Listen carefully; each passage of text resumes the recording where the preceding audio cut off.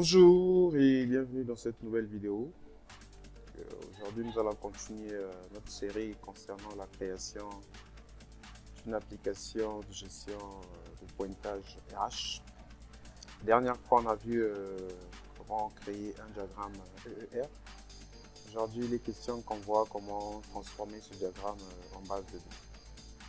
Donc déjà, on va réouvrir notre diagramme. Pour rappel, la dernière fois, on avait créé trois tables dans notre diagramme. Une table employé qui va enregistrer les informations des employés. Une table département qui va nous servir à enregistrer les départements dans lesquels travaillent les employés. Et une table pointage dans laquelle on mettra les informations de pointage. Pour convertir notre diagramme ici en base de données, donc une base de données MySQL, on a plusieurs possibilités. Soit de passer par le terminal MySQL, ou soit d'utiliser Workbench. Donc on va voir à peu près toutes les options. On va commencer par l'option avec Workbench. Pour cela, on va commencer par créer une nouvelle base de données. Donc, on vient à accueil ici. On ouvre, clique sur local instance. Le message, on peut l'ignorer. On vient à ce niveau-là où il y a schéma. On fait clic droit, create schéma. On va appeler ça RHDB. Et c'est tout.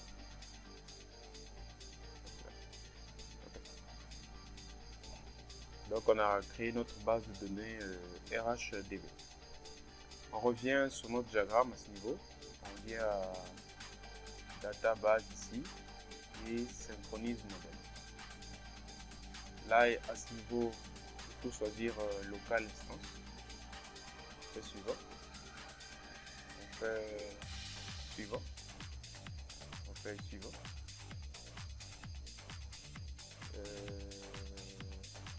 Voilà, on couche ici et on sélectionne RHDB.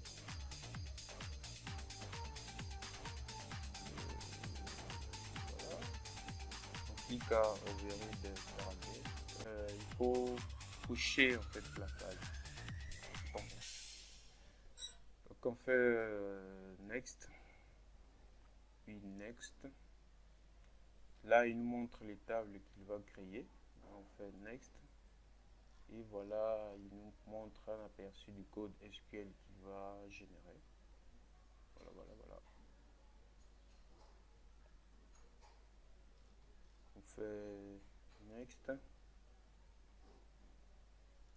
Et la base de données a été créée. Donc pour s'en assurer, on peut venir ici. On fait refresh.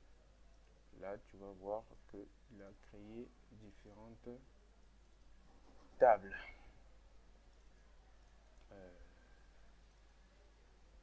Bon, bref, il a bien généré les tables. Donc la deuxième possibilité, comme je le disais, c'est de passer par le terminal, donc taper le code SQL nous-mêmes. Pour cela, il faut ouvrir soit l'invite de commande, soit un terminal. Donc, pour l'invite de commande, c'est simple. On fait menu démarrer, invite de commande. Ou soit utiliser un autre terminal. Moi, j'utilise ici un outil qui s'appelle Terminal, qui est plutôt bien par rapport au CMD par défaut. Bon, il est bien parce qu'on peut créer des onglets. Et puis voilà, moi je le trouve plutôt cool. Donc là, on va commencer par se connecter à MySQL. Donc MySQL-U route -P si la connexion à la base de données requiert un mot de passe. Chez moi, ça ne demande pas de mot de passe, donc je n'ai pas monté. Pour voir les bases de données, c'est show data bases. Voilà. On va drop notre base de données RHDB qui a été créée précédemment. Donc drop database RHDB. On va le recréer. Create data base RHDB. Puis dedans, on va use cette base de données là. Puis dedans, on va commencer à créer nos tables. On va commencer par la table département. On fait create table département. Voilà. Il a un champ ID de type entier et ce champ est une primary key auto increment. Ok, on a un autre champ nom qui est de type varchar 50. Voilà. Et c'est bon. Là, on vient de créer la table département pour voir les tables. Show table. On a notre table département qui a été créée. Et on peut voir la description de cette table. Best. Voilà, on a bien un champ ID qui est en clé primaire ici et on entend. On va créer la deuxième table employé. On va faire la même chose. Create table employé. Okay. On a toujours le champ ID int primary key auto increment. On a le champ nom qui est en varchar 50. On va dire que ce champ là ne doit pas être nul. On a le champ prénom qui est en varchar 50. On va dire que c'est non nul non plus. On a un champ date naissance qui est un type date. Voilà. Et on a un champ département ID qui est un truc qui est entier. Et on va dire que c'est non nul. Ok. Donc là, on a créé notre table employée. On va faire une petite description pour voir. Voilà, cool, tout est ok. On va ajouter la clé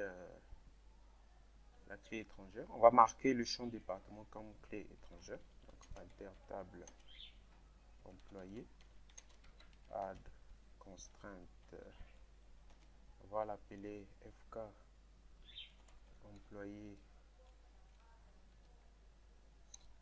département. Foreign key département ID. On va dire qu'il référence la table département sur le champ ID. Voilà, il nous a créé, il a bien créé notre champ employé. Il a bien créé notre constante. Donc ici, je peux remarquer qu'avant, à qui il n'y avait rien. Là, il a ajouté une key, voilà, pour signifier que c'est une clé étrangère. Donc on va attaquer la création de la troisième table. Create table. Create table. Pointage. On a ID int primary key auto increment. Voilà. On a date pointage qui est un date time non nul. Un type pointage. Ici on avait mis un type time int, donc int 1. On va le mettre non nul et un champ employé ID de type int non nul. Ok, nous a bien créé la table pointage. On peut voir sa description.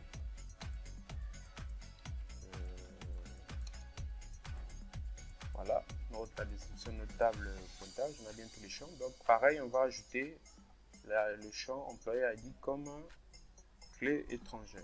Donc on fait alter table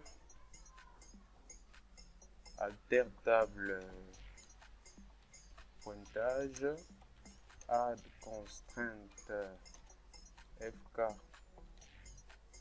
pointage employé foreign key employé ID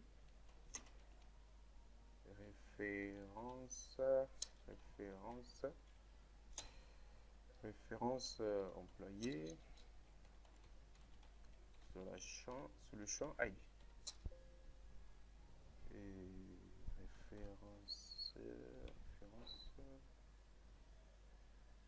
référence voilà.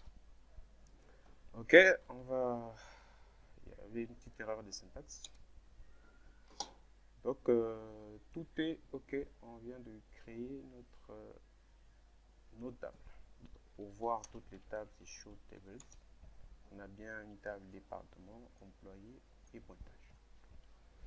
Donc, voilà pour la création de la base de données. Pour rappel, on avait deux possibilités. Soit on commence par créer une base de données de façon graphique, donc en venant à l'accueil ici, on ouvre local instance à ce niveau. On peut alors faire clic droit, create schéma pour créer un schéma ici, et ensuite venir à ce niveau-là, faire database, synchronise modèle. On fait suivant, jusqu'à ce qu'il va tout générer, ou soit taper les commandes SQL nous-mêmes. Donc créer la base de données RHDB, utiliser et ensuite créer les tables avec différentes commandes SQL. Donc voilà, c'est tout pour cette partie. On se retrouve dans la prochaine vidéo. Bye.